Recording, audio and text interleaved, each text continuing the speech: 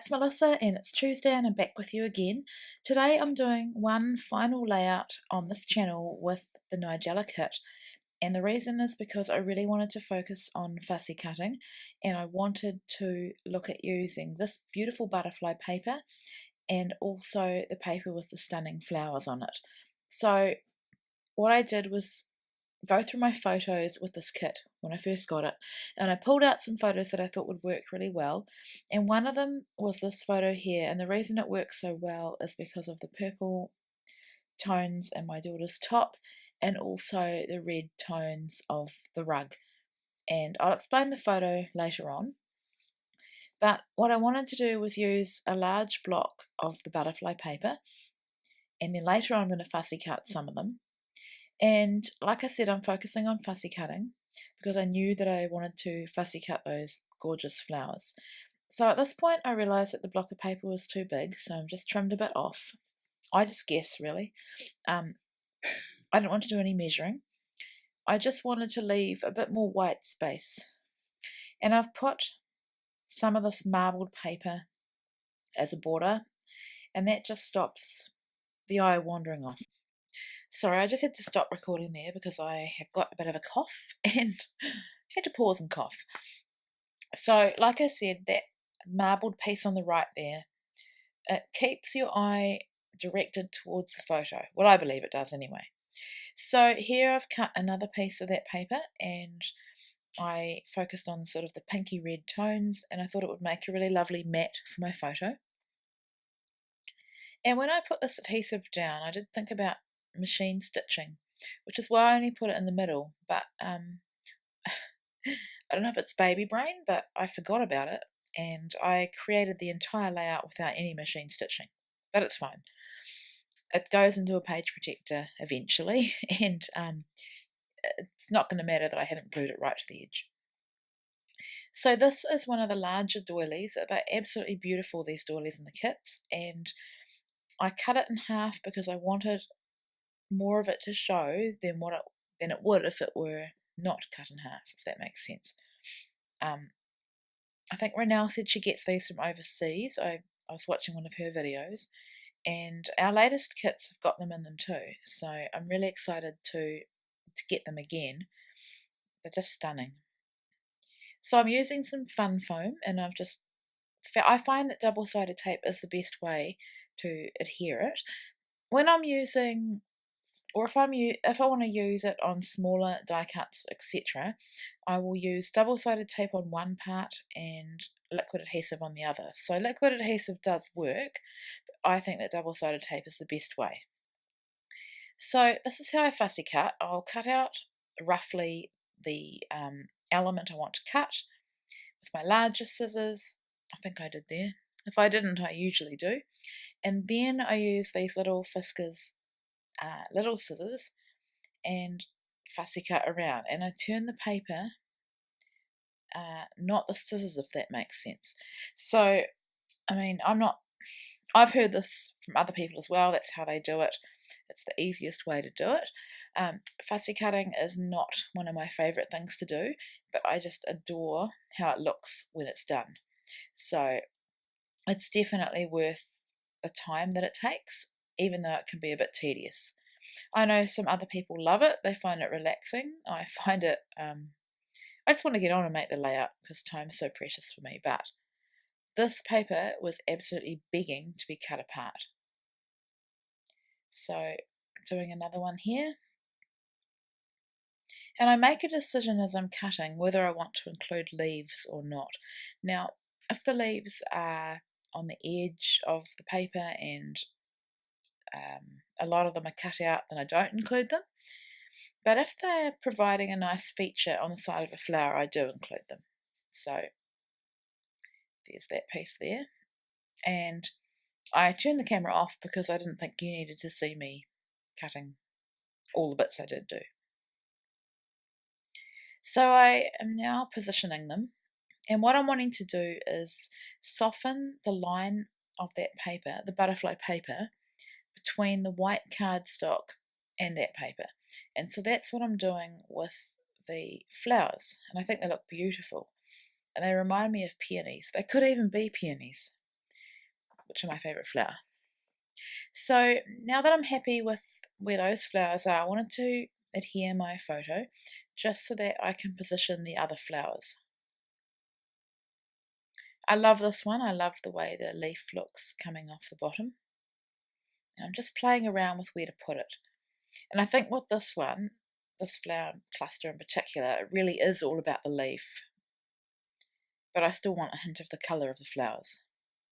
So I've tucked it under the doily just to give that kind of hidden popping out effect. And I don't think too hard about this. I just play around, and when I'm happy with where it looks good, I glue it down. Or in this case, double-sided tape. So I've only put double-sided tape on the bottoms of the flowers, and then I'm going in and lifting up different parts like the leaves or some of the flowers and just adding some of this Stampin' Up! Dimensional adhesive. You could do the fun foam as well, but I love the fact that that dimensional adhesive is just sticky and it's just ready to go. So I also wanted to cut some of these butterflies, like I said. So I've picked ones that you can see the whole butterfly, and I think I had some dark and some light, and in the end I end up cutting 3 of them. So I'm just showing you there my process again for fussy cutting.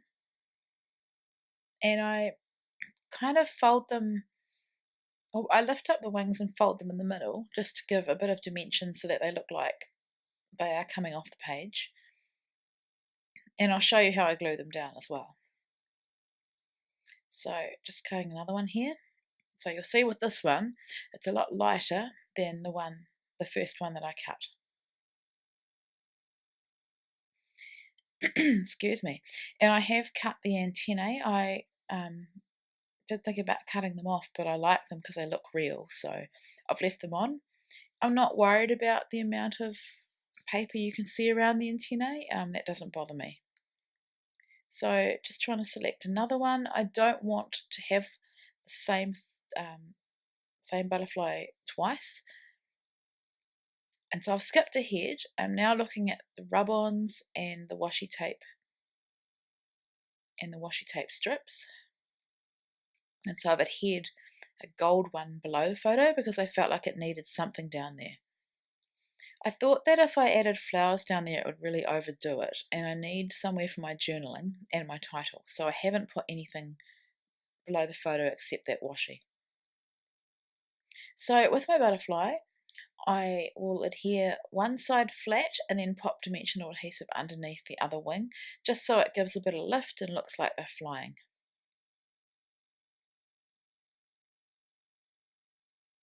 And I think in this instance I put all the left-sided wings flat and lifted up the others. So this butterfly needs me to stack the dimensional adhesive, foam adhesive, because of my layers. It's lifted quite far off the paper. And just working on my final butterfly, and now I'm looking at the rub-ons. Last week I created a layout that used a lot of rub-ons, so I'm wanting to use up all of these really. So I end up going with 2.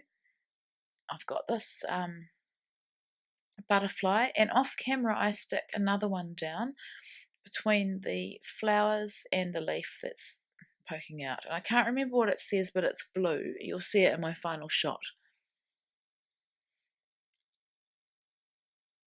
So I'm just having a look to see if there's anything else I can add. I looked at this little flower, but it's not really going to work. It's just going to distract from the main cluster of flowers.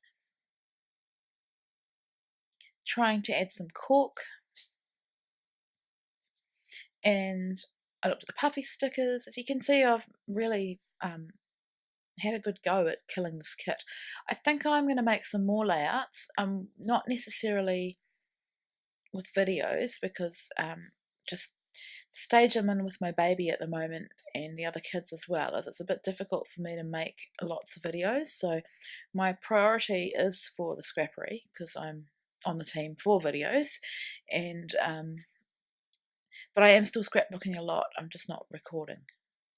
It's not that I don't want to record, it's just that I only have small increments of time to scrapbook, and the editing takes me quite a lot of time as well.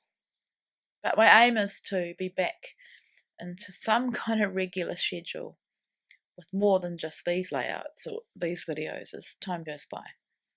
So here I'm going through the tabs, and Renelle had punched all these out by hand, and I think they may even be out of a 6x6 paper pad. So I'm selecting one that I'm able to write on, and my intention is to put the date on here. Now, something really amazing is I've used the close peg or pin. I never use them, so I'm really proud of myself there. And before I forget, the photo is of Sam rolled up in a rug and Azaria lying on top of him. We were in Christchurch, and we were staying in a holiday house, and I came downstairs and they were lying there like that, and I said, "What are you doing?" And Azaria said, "Sam is sushi," and I thought that was just so gorgeous I had to take a photo. The alphas I just used are from Pink Fresh Studio, and they're not in this kit, but I thought they went really well with the colours and tones of this layout. So here I'm just journaling, and I'm telling you exactly what I just said about the photo. This was a couple of years ago.